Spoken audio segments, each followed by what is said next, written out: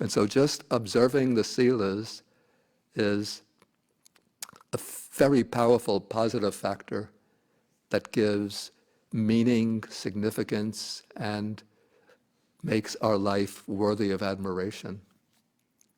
But from the perspective of the Buddhist teaching, it's not enough just to observe the silas, but one has to go on in following the path to cultivate the higher mind, the higher consciousness, and that requires some effort in meditation aimed at the attainment of samadhi. So that's why the verse uses the verbal form, jayantassa, one who is practicing jhana, the act of meditation aimed at becoming samahito, one who possesses samadhi. And so in Buddhism, we could say that the Buddha's teaching, it's somewhat like a pharmacy with many different medicines to fit different types of illnesses. So people have different kinds of mental afflictions, mental defilements. So the Buddha teaches many different methods or subjects of meditation intended as the antidotes to these defilements.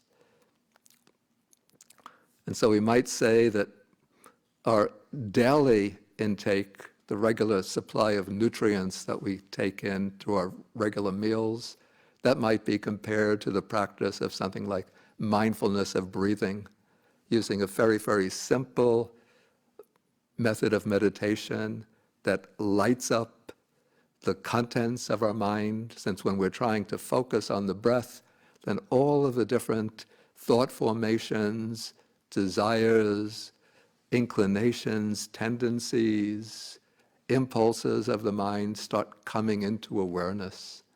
So that is what sort of helps us get acquainted with the workings of our mind, to come to better understand our mind, and to help us learn to quiet down the mind and to gain some degree of concentration. But then other mental afflictions start to intrude upon the mind, and when that happens, then one can resort to some of the other meditation subjects as a way of balancing the mind and clearing away those mental afflictions. For example, some people become prone, when they start to meditate, sort of unconscious or unrecognized states of anger, aggression, ill will, and towards others come into the mind. In that case, one could develop the practice of loving kindness meditation, the metta bhavana. And other people, and this is particularly relevant to monastics, states of sensual desire, sensual lust can arise. In that case, we can take up the meditation on the parts of the body, the 32 parts of the body, seeing how, though we look at the body sort of superficially with our ordinary sight as being beautiful and attractive, but when we start probing and examining into the constituents of the body, taking them one by one, we see that they're not so beautiful and attractive. And then a sort of general, this is like a strong tonic to energize the heedless or lazy mind, is the meditation on death.